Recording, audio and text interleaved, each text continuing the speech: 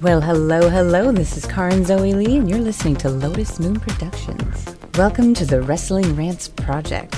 Whatever the promotion, we're here to learn and discuss. So sit back, relax, and enjoy the next 45 minutes of wrestling discussion with your host, Shugo Hanasaki. Welcome back to the Wrastlin Wrantz project at Lotus Moon Productions. It has been a long time since we've had a wrestling podcast. I think it's been about a month, roughly. James will be returning with us very, very soon. And we have a couple of guests over the next couple of weeks to come on. We're going to be predicting Money in the Bank with WWE next week. But the best news that I learned today is coming out of New Japan Pro Wrestling, the G1 Climax Tournament, which I've become a huge fan of over the last couple of years. It has been announced that it starts on September 18th and will end on October 21st. So it's an entire month. The G1 is absolutely fantastic. For any listeners who have never watched New Japan G1, if you can find a place to watch it, New Japan World, if you can find any time to watch the tournament, I highly recommend it because you will not be disappointed. Now, on today's episode, we are going to be talking AEW Dynamite. Fans were back. We were finally at a different location. We got ourselves at a Daly's place.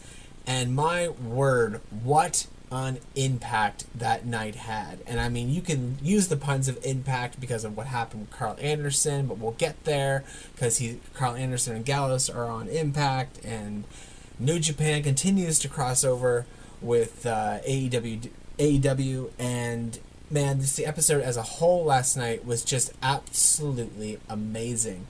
And today, my guest is my partner in crime, Artie. How's it going? Not too shabby yourself. I quite enjoyed that show last night. Yeah, for the first time ever, I woke up and I was like, oh my god, AEW Dynamite was awesome last night. It was like one of the first thoughts that came to my head. And we're going to go through certain segments, but I got to dive into, I think, well, I'll dive into this segment first because it leads into the segment that I want to talk about, because I want to talk about one of the hottest things that happened on last night's episode of Dynamite, and that was, well, let's start off with Cody Rhodes versus QT in a strap match. And you're probably wondering, well, that's not the hottest thing that happened on Dynamite last night. Yes, you're absolutely right, it wasn't, but it led into it, and if you watched Dynamite last night, you would have absolutely known why. So, Cody Rhodes versus QT Marshall in a strap match, and I mean, it was the strap match back that JBL did a while back. I'm pretty sure JBL did it. Maybe it was a Texas Bull Road match or something where they had to hit all four corners. I can't remember, but it was in the past when I believe JBL was champion. And I haven't seen one since. I think it's been a long time. But during the match, which actually was an entertaining match. It was certainly good. There was a lot of good spots, and you know, winner was pretty obvious who was going to win from the very beginning, but it was still a good match, and the best part of the match wasn't even the match. Yeah. Well, it wasn't even at the time we thought it was just the weather. So during the match, the lights went out, and commentary was talking about how the weather was kind of bad right now in Florida, and they weren't wrong. There was a tropical storm going through the area, so at home most viewers were like, "Oh yeah, it's just the wind. It's just a storm, whatever." But the lights came back on eventually, and the match continued, and Cody Rhodes did win, as we established. But it was really entertaining. I enjoyed it. They at one point both wrestlers had 3 turnbuckles hit, and they both had to hit the 4th one, and they kept getting interrupted, and they used the strap to their advantage at the best of times. I thought it was really, really entertaining. So moving past that, later on in the night, we had a promo with Arn Anderson and Tony Schiavone. And just when Arn Anderson was about to speak about why he was out there, the lights went out again. And commentary was like, oh, this is just because of the storm. And earlier on in the evening, or earlier on in the day, I should say, there was an Instagram video that was put up from the former Aleister Black, a.k.a. Tommy End. And from WWE, and it was an awesome video that I totally want everybody who's listening right now to go find it on Instagram and watch it. But it was It was Tommy End in a medical facility, and he had been trapped there for 5 years. And it was this metaphor of being in WWE. And Moxley did kind of the same thing of being Dean Ambrose. You know, he was in the asylum for so long, and then he finally got free. So they were kind of doing the same thing of that. And you could say, oh, you know, he kind of copied Moxley in the same sense. But you know what? It was different. It was awesome. And we had shades of who Tommy End is going to be. And he mentioned that he was Malachi. And they even mentioned the eye injury that he had faced. And they checked on his eye. His eye was fine. And within the video, he had mentioned that, no, the eye injury was from me being thrown into the steps. And the doctor was telling Tommy End at the time, no. That was just in your head. You got into a fight with somebody at the medical facility. It never happened, right? So that those little seeds of, you know, just those little things that former fans of Aleister Black in WWE would have known about. So all of a sudden, lights go out again, and Artie is sitting there watching with me, and I go, "You watch." You just casually. I didn't believe myself because I figured he was in the 90-day no compete clause, but I was like, "You watch, just be Aleister Black. You watch." Lights come on. And who's in the ring? Frickin' Tommy End, a.k.a. Malachi Black, his new name. We lost our absolute shit. It was awesome. The crowd went wild. It was insane. And then Malachi completely, I don't know, they're obviously not going to call his finisher Black Mass anymore because that's WWE's. But he completely Black Masked Cody Rhodes.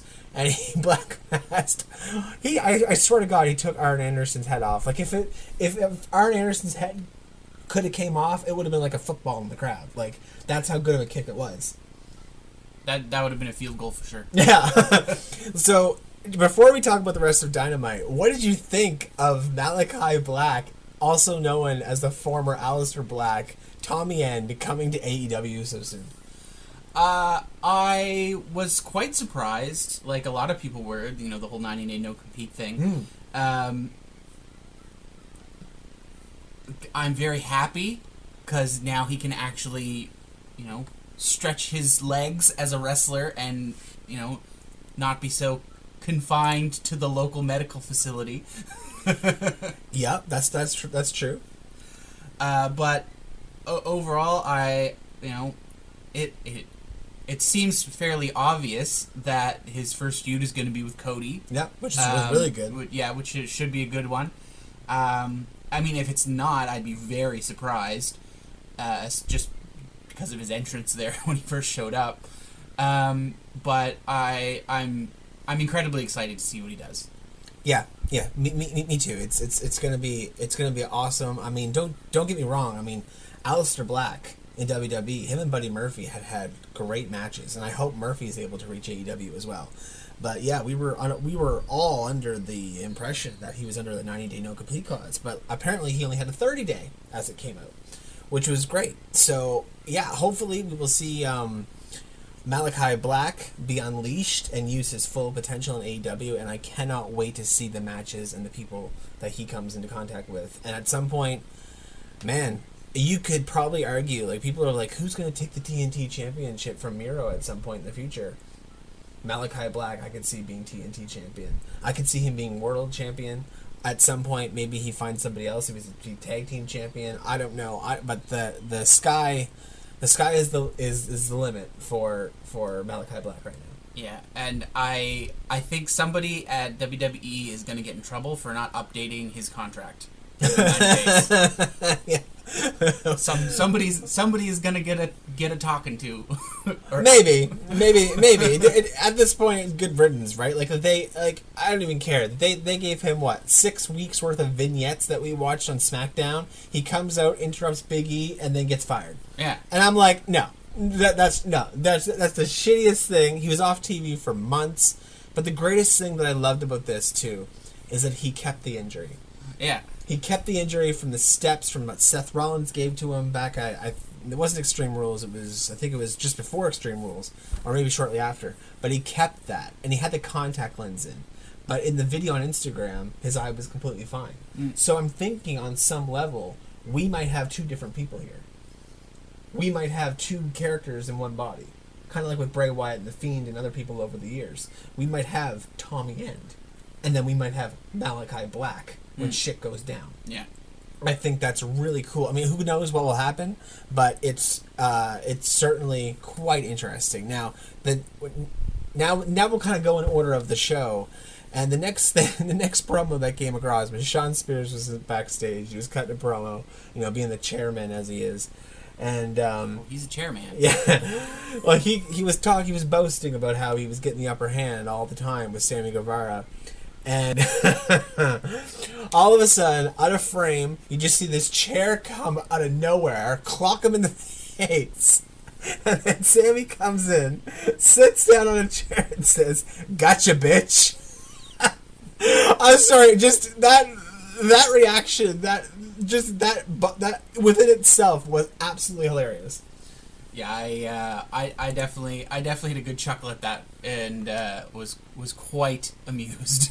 Yeah, it was quite funny. It really, really was. I mean, then shortly after, we had Kenny Omega, his promo. He was starting to cut a promo with him and Don Callis, and the organic reaction from the crowd. They all knew that Don Callis was fired from Impact Wrestling, and they were all going, "You got fired!" Clap, clap, clap, clap, clap. And it was fantastic just to hear that. Again, they all know the inside stuff. So when the audience is chanting it like that, it just brings everything to life even more. And of course, Don Callis was like, "I didn't get fired. I quit. Blah blah blah, whatever." But no, he said real men don't quit. They get fired. Yeah, right, yeah. But either way, it all led up to Evil Uno coming out because of what happened last week. The little seeds that they've been planting with Adam Page over there on BTE on Mondays, and Evil Uno came out, mentioned again that Adam Page is still the #1 contender for the heavyweight championship, and Kenny Omega has been kind of steering away from that. He hasn't really been admitting to it. He's been steering away from his saying former. That there's nobody to face him. Yeah, his former best friend, his former tag team partner, and Kenny Omega. I believe only Kenny Omega could come up with such a lame joke of kicking someone in the nuts, asking them if they know what the capital of Thailand is. Oh man, they used to do that in elementary school. Yeah, I know. That's what I mean. That's only that's exactly what I mean. It's an old school child joke, juvenile joke, and pull it off. And pull it off well. And Kenny Omega is just hilarious. Kicked Evil Uno right in the nuts, and then Adam Page came out to make the save, and Adam Page and Kenny had a stare down. They teased it. I think it's going to be Kenny versus Adam Page at All Out at the beginning of September or last week of August, whenever it is. And I'm in agreement with a lot of people online. A lot of people think that Adam Page is going to lose at All Out and then get it at Full Gear. And Full Gear has always been the joke with Adam Page as well, too. So yeah, if Adam Page gets the title at Full Gear from Kenny Omega, I am okay with that. I was like, even last night, Kenny Omega, my favorite wrestler in WWE, and I was like, get him, Adam, get him, hit Kenny Omega. When he was all lined up there, just before they had the stare down, he was like, he was on that rope. It looked like he totally could have given him the buckshot lariat. Yeah. And then Kenny Omega turns down, and they just had that stare down, and it's just like, oh. Yeah, I was just wanting it. I wanted it to happen so badly. So it's like, I love the situation where I'm cheering for the person who isn't my favorite wrestler to hit my favorite wrestler, to take the title from my favorite wrestler. So there's so much story here. I can't wait to see what unfolds over the next few weeks. I mean, we have Fyter Fest Part 1 next week, and then at the end of the month we have Fight for the Fallen, and then we're going back into regular Dynamite tapings, or Dynamite live shows, whatever you want to call them.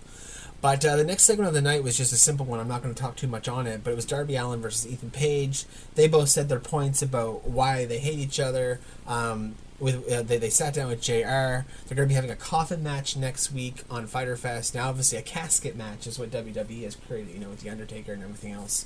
But a coffin match is it's a double entendre, essentially, because it's coffin drop within a coffin. And then it's because Darby, and then Ethan Page said Darby Allin lost his confidence.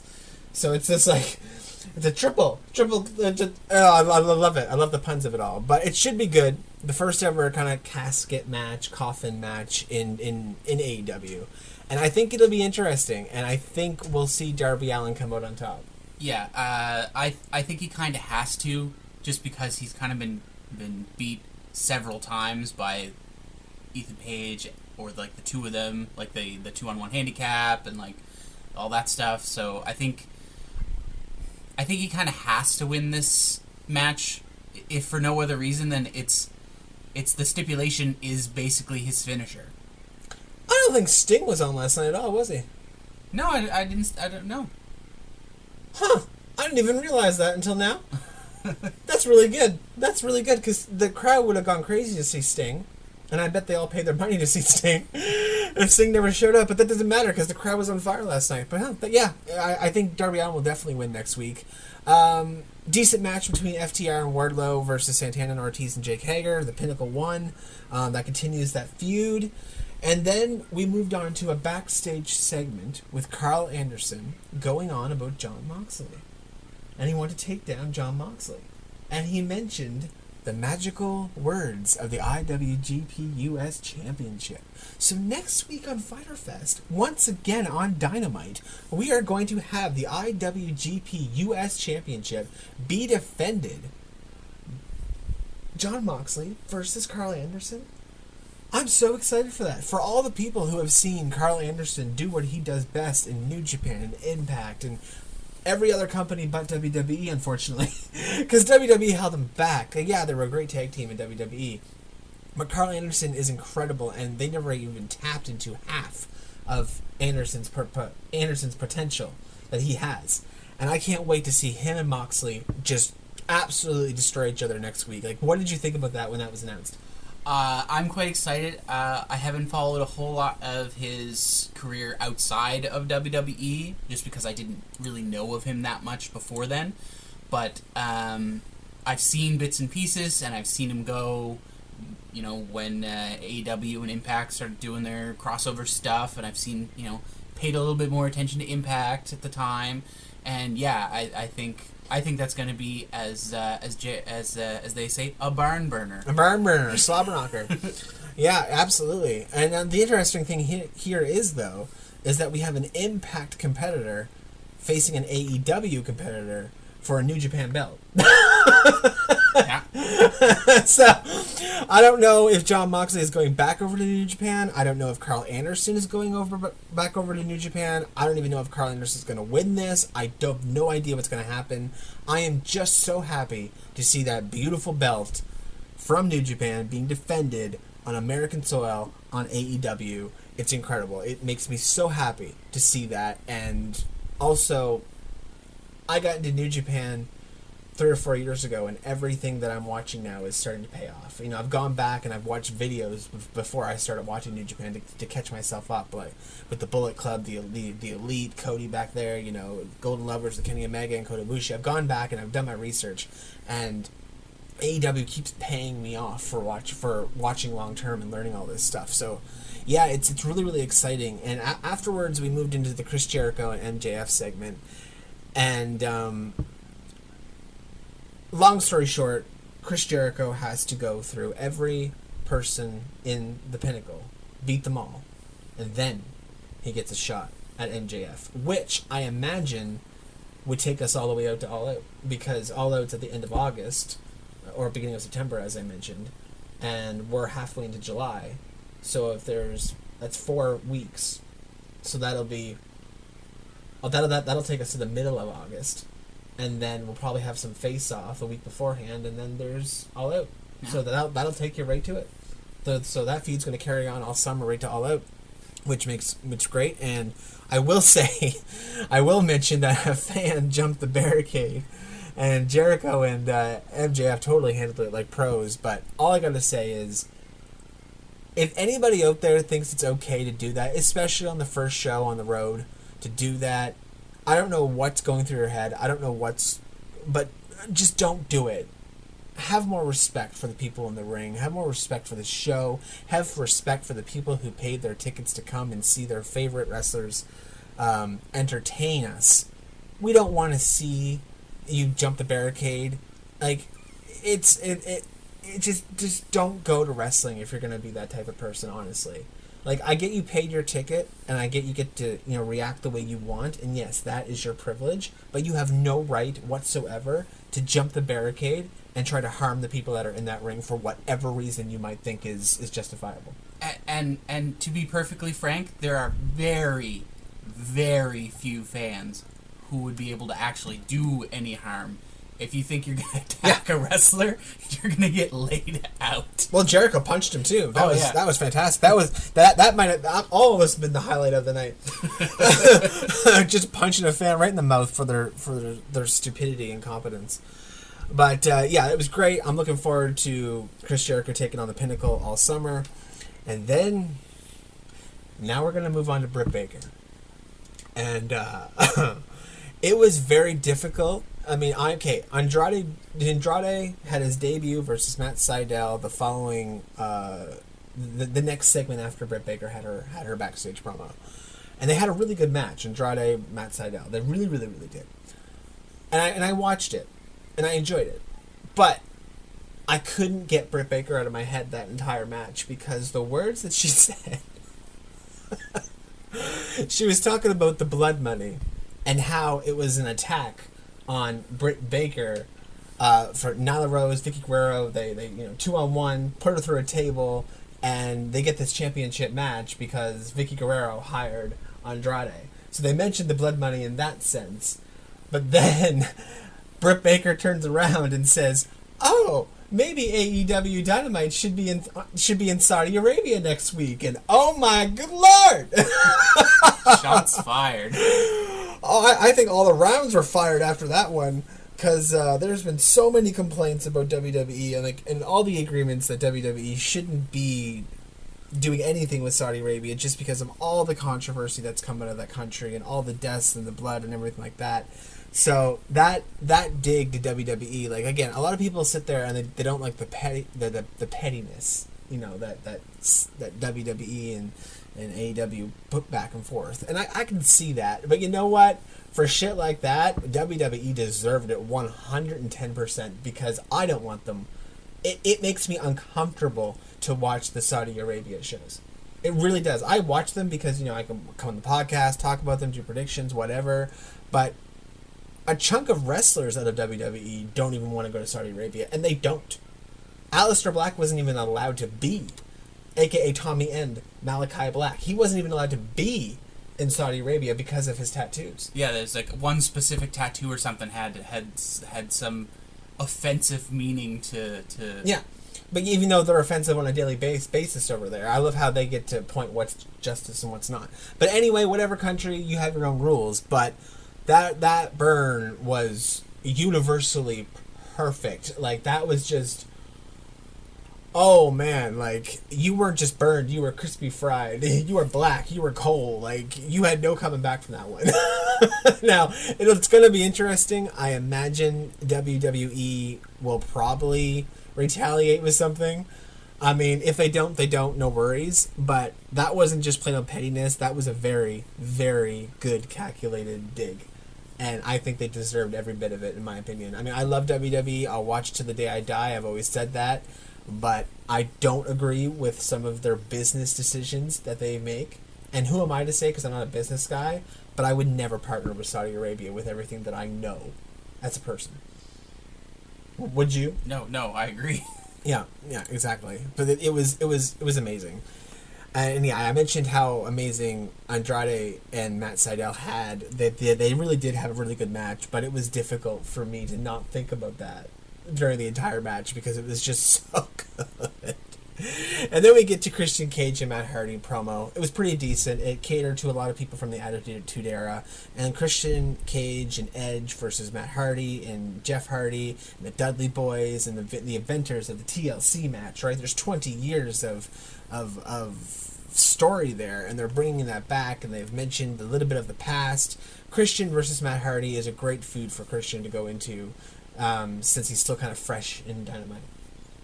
Yeah, and they had, I mean, I know they were mostly tag team matches back then, but the two of them have had some great matches in the past, like years ago and stuff. So I have no doubt that their match will be amazing. Yeah, they know each other well. They have good chemistry. And again, 20 years. I mean, they're great friends behind the scenes, of course. But it's Dynamite, right?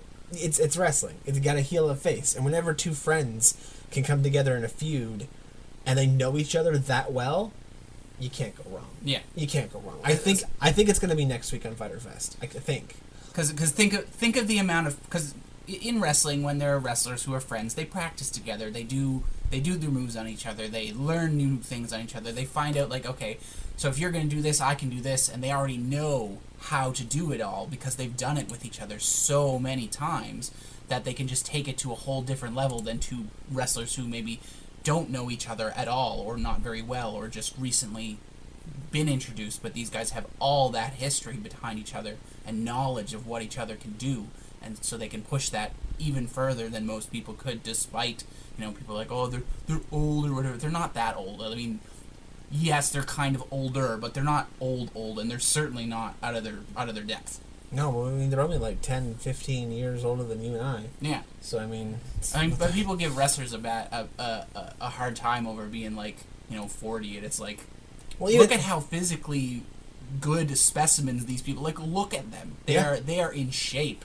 Well, they have to be. Yeah, so, like, some of the people that rag on wrestlers for being old, and it's like, look at yourself first. Yeah, right? Exactly. It's like, I wish I could do half the shit that happens in the ring. Well, in any wrestling company. Yeah. Whether it be WWE, whether it be AEW, New Japan, Ring of Honor, Impact, you name it. I wish I could do it.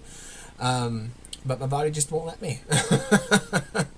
Now, I mean, right after the Christian Cage and Matt Hardy promo, we did have the Malachi Black debut, which we already spoke about, but it was so sweet.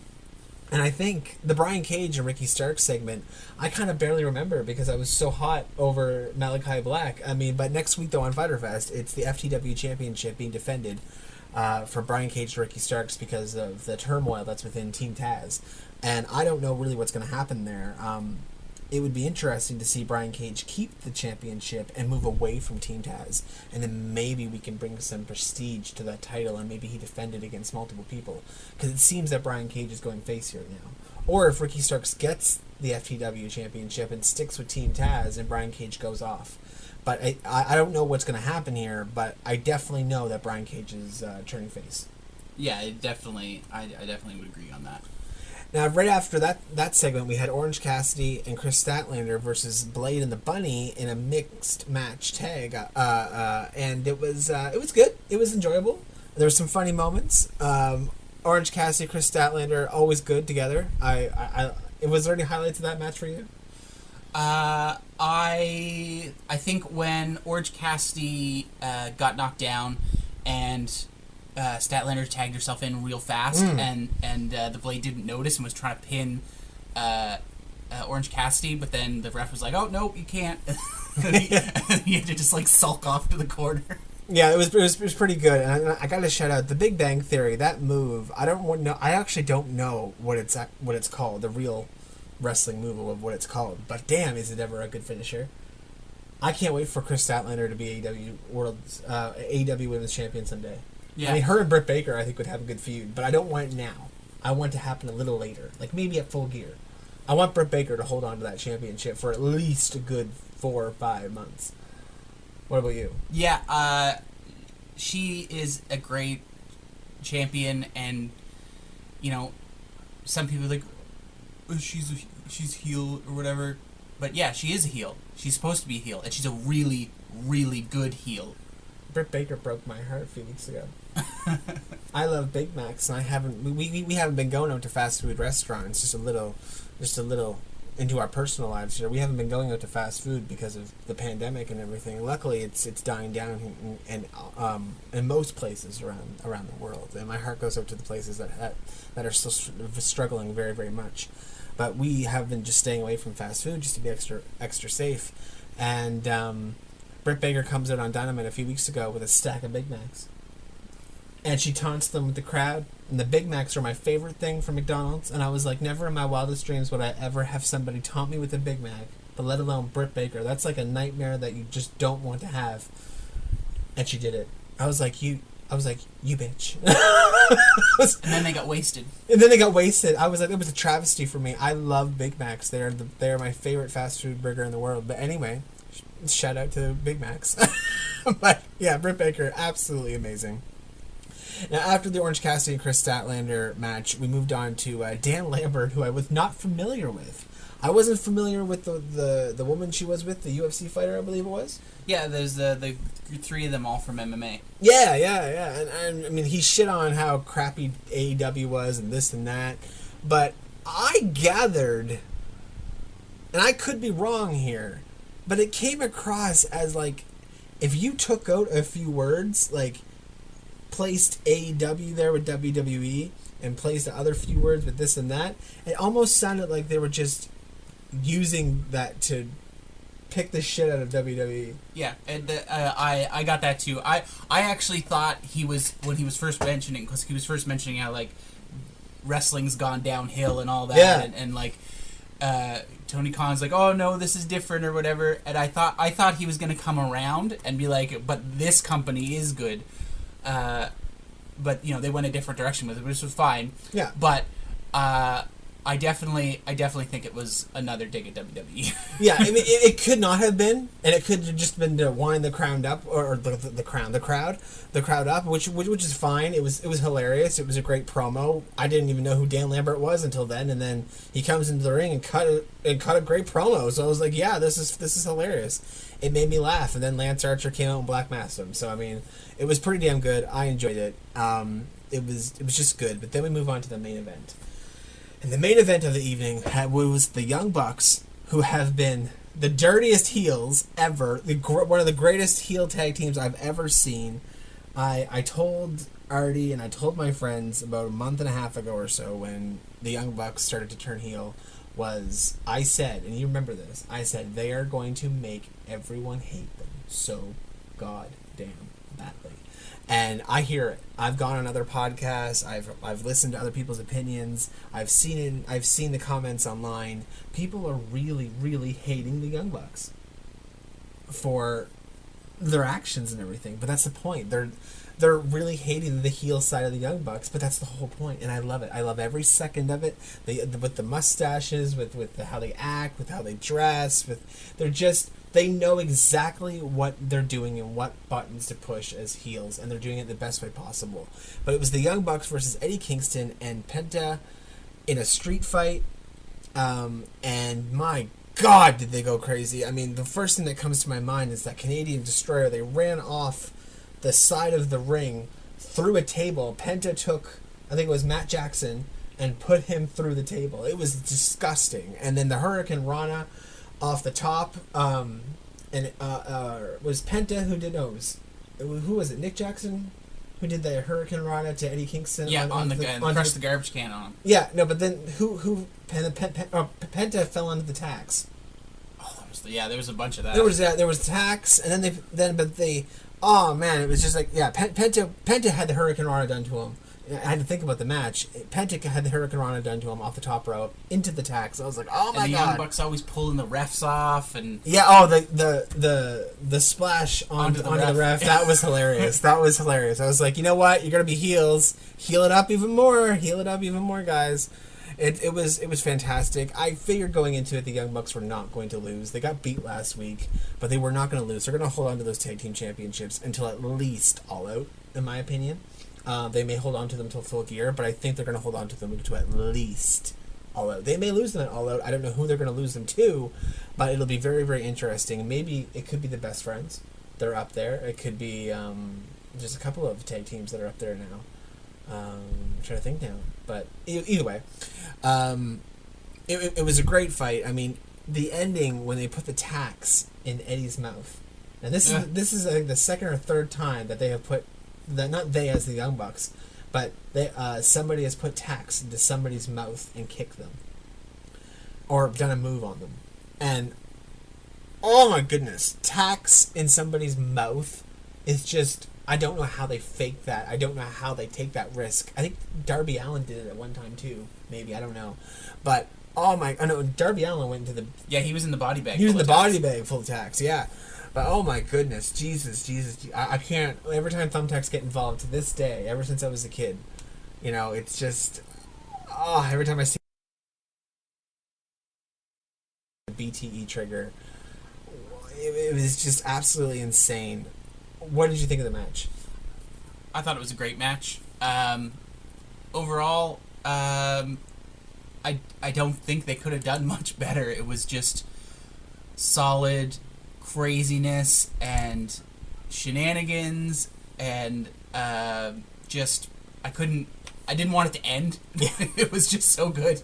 Yeah, I mean, when the main event came up, and this is the first time I've done this in a while, like, I've enjoyed every episode of AEW Dynamite. And, of course, we have our cooler episodes, we have our hot episodes. Every month and a half or so, Dynamite will put on this unbelievable match, or unbelievable night of wrestling.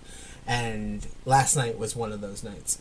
It was amazing. The adrenaline was going, the electricity from the audience. It was incredible. It was such a fun time.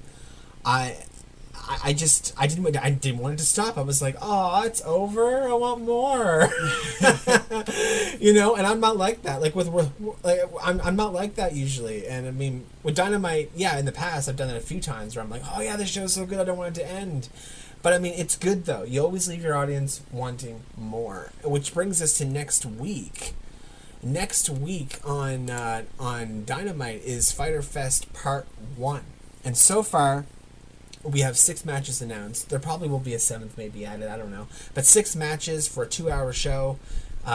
It's fine by me. We have 3 stipulations. First of all, we have the IWGP United States Championship match, as we mentioned earlier on in the podcast, which I believe will probably main event the show, given the prestige of that championship.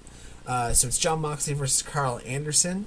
And then we have the FTW Championship, as we mentioned earlier, Brian Cage versus Ricky Starks. And then we have the Coffin match, Darby Allin versus Ethan Page. Then it was announced that Penelope Ford is going to be facing the returning Yuka Sakazaki. My goodness, did I miss that girl. The magical girl. And then Matt Hardy versus Christian Cage, as we talked about in the podcast, are going to have their blow-off feud. I don't know if they're going to continue the feud between Christian Cage and Matt Hardy. This might just be the first of 2 or 3 or 4. It could be. They could easily do it. We're going to hear from Adam Page. He's going to touch on Kenny Omega. We'll probably get a promo by the two of them. We'll probably get a promo from the Young Bucks. We'll probably get a promo. Mira wasn't on last night at all. Oh, yeah. The TNT champ? I can't think of that. Mira wasn't on. But that's good, though. That's good. That you can keep stars like Sting and Miro, your TNT championship, off the show for 2 hours and walk away going, that night was incredible. Yeah. That's amazing. I love that. See, that's the greatest thing that I love about AEW Dynamite is they can take stars off TV and it can still be a crazy ass night of wrestling. So yeah, we'll probably hear from Miro. Probably set up matches for Fyter Fest Night 2, which is the following week. And then we lean into the Fight for the Fallen, as I mentioned before. And then we're back to AEW being Wednesdays. I mean, Road Rager was great. It was the only thing that I want, and I'm being selfish right now, but AEW, they continue to use the same stage. Sure, they'll put palm trees in there for Fyter Fest. Sure, they'll put some casino chips and all this stuff. But, Revolution, right before the pre-pandemic, that had its own kind of stage. But I would really appreciate it at times if AEW could really go full crazy. I think Full Gear had its own stage too, had its own aura, and that's something that I miss from WWE. Is it's something that I want from all wrestling brands. Really, is when you have a special pay-per-view, I want the pay-per-view to look like what it's called. I remember back in the day, every month WWE would have pay-per-view, and every set would look different. It's a different aesthetic. It opens your eyes more. It gives you something more to be interested in, right? And I don't care how silly it looks. I just want a different aura or aesthetic. Sometimes it can even be as simple as somebody coming down just a rampway and just a little bit of lights in the back, depending on what sort of thing it could be, right? It doesn't matter, but I do miss personal sets, so hopefully we can get back to those when All Out comes back. But enough of me talking about the stages. I am looking forward to the next month of wrestling, and that's not just AEW Dynamite. I mean, we have, as I mentioned before, in September, in the fall, that's when the G1 starts. Fans return next Friday, not this Friday, but next Friday on SmackDown. WWE will finally have fans back, which is incredible. Yeah, that should be a big uptick in how the show is perceived, at least. Yeah, well, hopefully we'll see what goes down. But rumors are John Cena is going to be returning at some point. We have Money in the Bank, which is 2 days after fans come back, so that'll be good. Look out for Money in the Bank predictions next week as well, where we'll probably also be talking about AEW Fyter Fest Part 1, as long as everything goes PG. Hopefully it does. But yeah, we have Money in the Bank coming up, and then we have that same weekend is Impact Slammiversary, the day before. So wrestling fans are going to be excited over the next month and a half, depending on which promotions you watch. I mean, there's a lot that's coming up. I'm really looking forward to Slammiversary. Kenny Omega is defending the Impact Championship against Sami Callihan, which will be pretty damn good. Yeah, that'll be a good match. Sami Callihan's a great wrestler. Yeah, he really, really is. And I mean, he was fired, quote unquote fired, but he's back now. But I'm not sure who's going to win that. I imagine right now with how they're booking Kenny Omega, he'll probably retain. But the fact that Sami Callihan's going up against Kenny Omega is incredible, and the fact that Kenny Omega went up against Moose is incredible. So I love how Impact is doing this, and I just wish they would get the viewership. The viewership has gone down by quite a lot over the past couple of weeks. It's been kind of nerve-wracking, if I have to say the least. I only keep up with the highlights of Impact because I watch too much wrestling. But we will wrap things up there. So next week, I believe I'm having Everything Pro Wrestling back on the podcast. Live Your Gimmick may come on at some point as well. And Queen's Takeover. Queen's Takeover podcast. I was on their podcast about 3-4 weeks ago, maybe. Time's still blending all together. So be sure to go follow Queen's Takeover, Everything Pro Wrestling, and Live Your Gimmick podcast on Twitter. And then as for that, thanks for coming on, Artie. It was a pleasure talking to you. I mean, I talk to you every single day, but it was a pleasure talking to you over the last hour about wrestling. Yeah, and I quite enjoyed having the discussion about all the goings-on of Dynamite last night. Absolutely, and I cannot wait for next week for Fyter Fest Part 1. I can't wait next week to see the fans return on SmackDown. I can't wait to see the fans return on Raw. I can't wait to see the fans return for Money in the Bank. I can't wait to see the fans return for Slammiversary. Oh my goodness, I just hope this pandemic stays away. So with that, we will wrap things up. Thank you to everyone who continues to listen to the podcast. If you want to hear your voice on here, all you got to do is simply send me a little PM, and we will definitely set something up. I would love to hear all the controversy, all your opinions, what you think of the product, what products you like, what products you don't like, what superstars you like, what superstars you don't like. I would love to hear it all. And, as always, you can find our socials at SoundCloud under Lotus Moon Productions, Facebook under Lotus Moon Productions, Twitter under Lotus Moon Prod, Lotus M Productions on Instagram for all the independent music side of things. All my music podcasts are over there. You can also find it on Spotify under LMP Music, and you can search our wrestling podcasts on YouTube under Lotus Moon Productions. So with that, this has been LMP Wrestling, and we are signing off.